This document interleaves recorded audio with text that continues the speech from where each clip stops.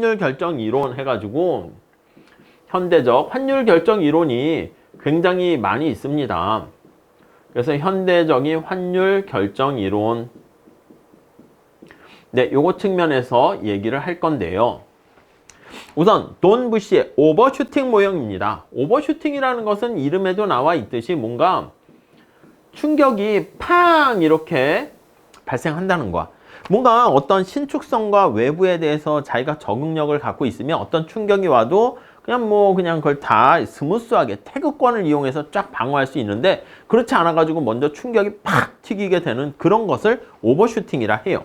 개념 볼게요. 오버슈팅이란 외부적인 충격이 왔을 때, 네, 지금 충격이라는 표현 잘 보시고, 충격에 대해서 어떤 변수가 이게 단기에는 대응이 잘 안 되는 거야. 그래서 단기적으로 봤을 때는 거기 나와 있는 것처럼 장기 균형에서 크게 이탈하게 되면서 민감하게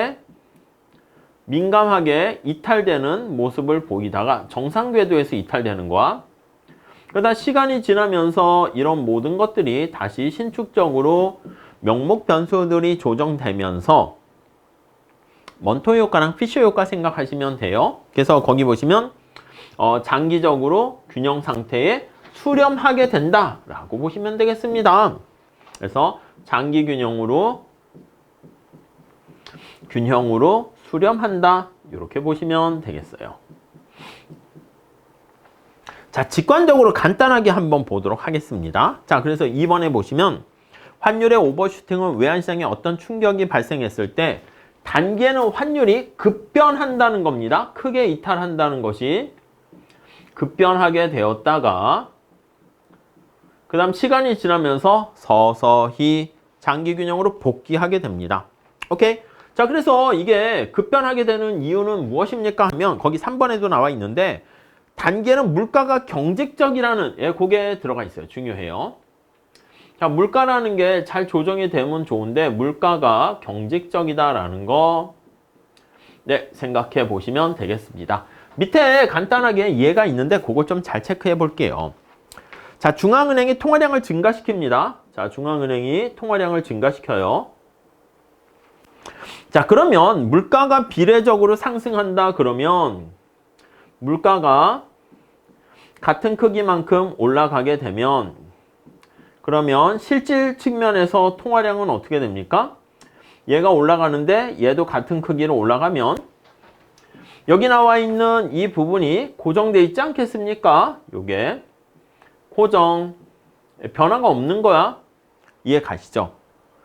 자, 그래서 실질 통화량은 불변이기 때문에 실질 통화량이 불변이라서 실질 통화량이 변화가 없어서 통화량이 그대로 불변이기 때문에, 오케이. 자, 다시 정리할게요. 실질적인 화폐 공급, 화폐 수요, 네, 이런 식으로 되어 있기 때문에 얘네 둘과에는 아무런 차이가 없어요. 그래서 여기 보시면 이자율도 그대로 가만히 고정되어 있는 거예요. 이해 가시죠? 자, 그런데 자, 거기 볼게요. 물가가 신축적이면 구매력 평가설이 예상하는 바와 같이 환율이 물가 상승에 비례해서 그렇게 스무스하게 갈 겁니다. 근데 아니, 통화량을 증가시켰는데 물가가 거기 보시면 경직적입니다. 경직적이야. 그럼 어떻게 되겠습니까? 여기 나와 있는 것처럼 화폐 공급이 이렇게 나타낸 요 값이 증가한다니까, 이렇게. 그 균형 상태에서 이렇게 Y랑 R이 있는데 화폐 공급이 증가해서 화폐 시장에 초과 공급 상태가 됩니다. 이해하시겠습니까? 이렇게 초과 공급 상태가 돼요. 그 균형으로 맞춰줘야 되는데 우리가 소득이 변하는 것보다 먼저 이자율이 빨리 변해야 되지 않겠습니까? 아니, 이쪽이 이렇게 올라가 버리면 화폐 수요도 올라가야 되는데 어떻게 해야 되겠습니까? 그래요. 이자율이 내려가야지 다시 균형으로 가게 됩니다. 그래서 초과 공급 상태를 해소하기 위해 R이 하락합니다. 이렇게 하락해야지 균형 상태로 가게 되는 것을 알 수가 있겠죠. 이해 가시죠? 따라오셨죠? 오케이? 아니 그러니까 이자율이 하락하게 되면 어떻게 되겠습니까? 국내 이자율이 하락해버리면 달러가 유출되잖아. 달러가 밖으로 나가게 됩니다. 뭐야 한국 이자율도 별로 안 주네 해서 나가요. 자, 자본 유출이 발생해. 자본 유출이 발생하게 되면 그로 인해서 어떻게 됩니까? 환율이 올라가게 되는 거야. 빠르게 팍 반응을 하게 되는 거죠.